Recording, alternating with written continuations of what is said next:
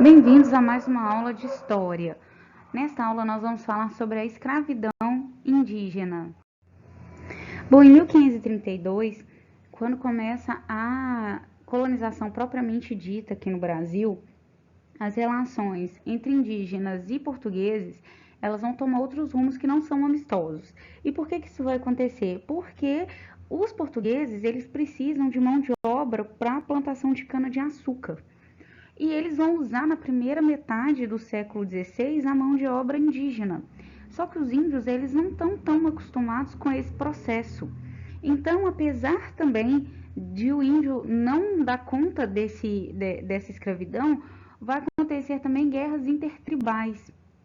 E por que se dão essas guerras? Porque os índios, uma tribo para outra, eles eram tão estrangeiros quanto os portugueses. Os índios, por mais que a gente pense que o índio é um povo só, mas não é. Eles têm as suas peculiaridades de tribo para tribo.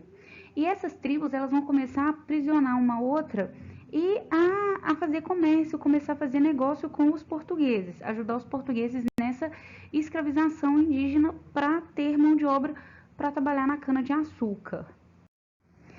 Todos os indígenas são afetados com a colonização.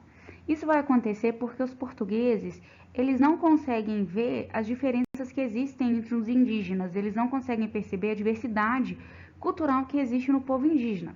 Então, para eles, todos eram índios, então qualquer um para eles podiam trabalhar.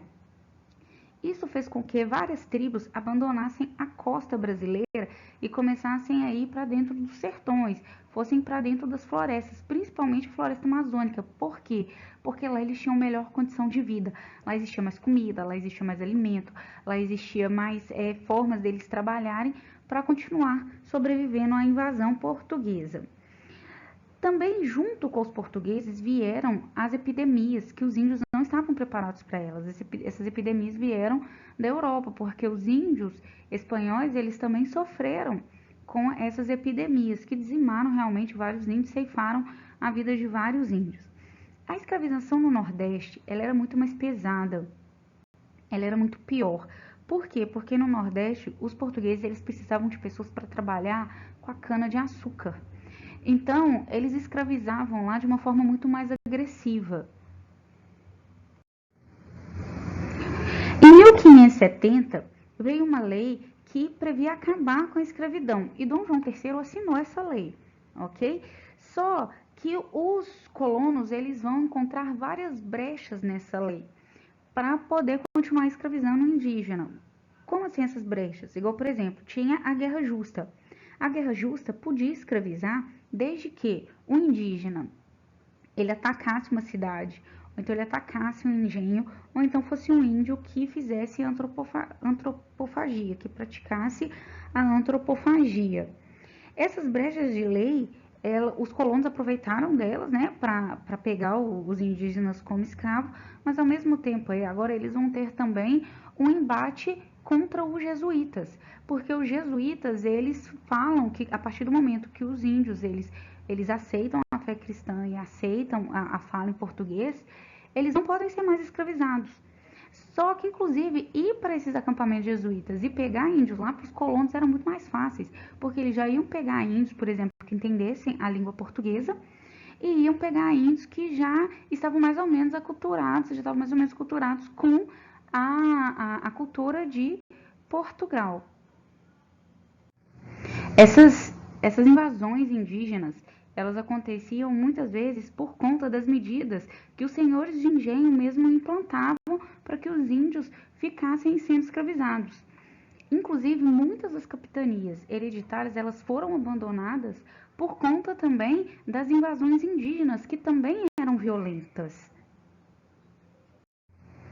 Durante o período colonial, entre 1549 e 1760, os jesuítas eles vão ser bem atuantes aqui no Brasil. Por exemplo, eles vão fundar colégios aqui no Brasil e eles vão vir para cá mais para o Brasil para tentar difundir a fé cristã aqui no Novo Mundo.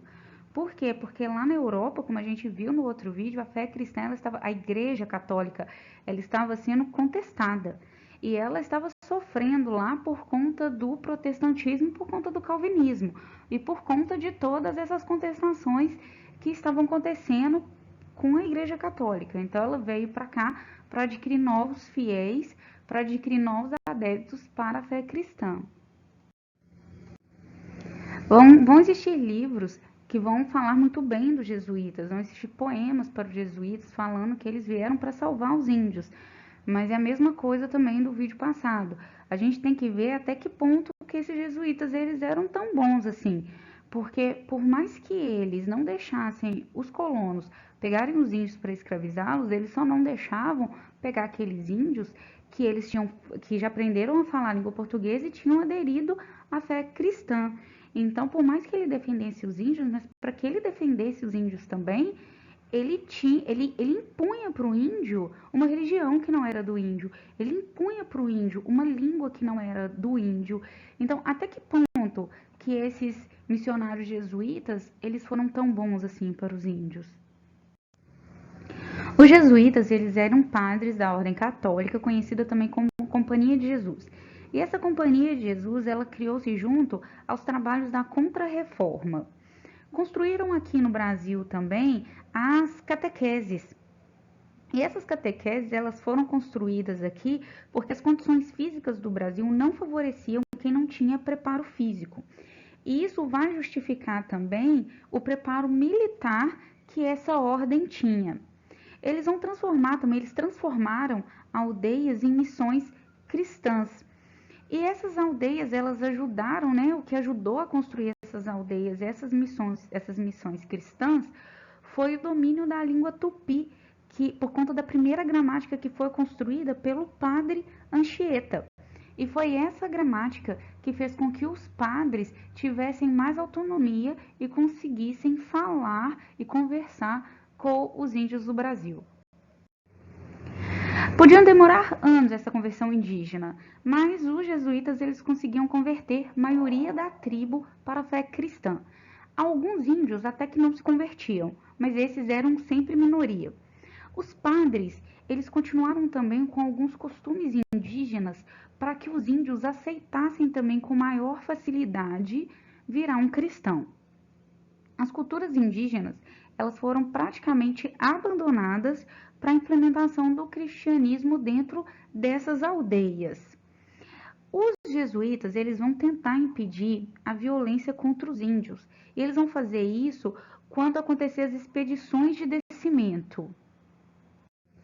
E os jesuítas eles passaram a obrigatoriamente ir nas expedições de descimentos. Essas expedições de descimento eram os índios que moravam tanto no interior e iam para o litoral, quanto iam para o litoral e moravam no interior. E por que os jesuítas acompanhavam esses índios? Para que os bandeirantes,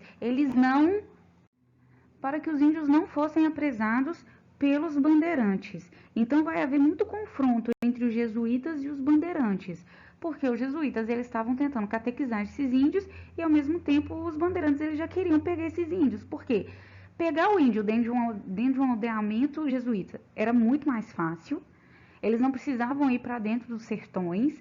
Os índios eles já falavam português, eles já eram dóceis, por assim dizer. Então, para os bandeirantes era muito mais confortável. E ao mesmo tempo começou a ter esse embate com os jesuítas, porque os jesuítas eles também não queriam que isso acontecesse. Vamos lembrar também que a ação jesuíta ela foi fundamental para a ocupação do território brasileiro. Essa ocupação do território brasileiro, Portugal já estava querendo essa ocupação há muito tempo, lembra? Com as capitanias hereditárias, depois com os governos gerais. E agora os jesuítas, eles conseguem fazer essa ocupação colonial.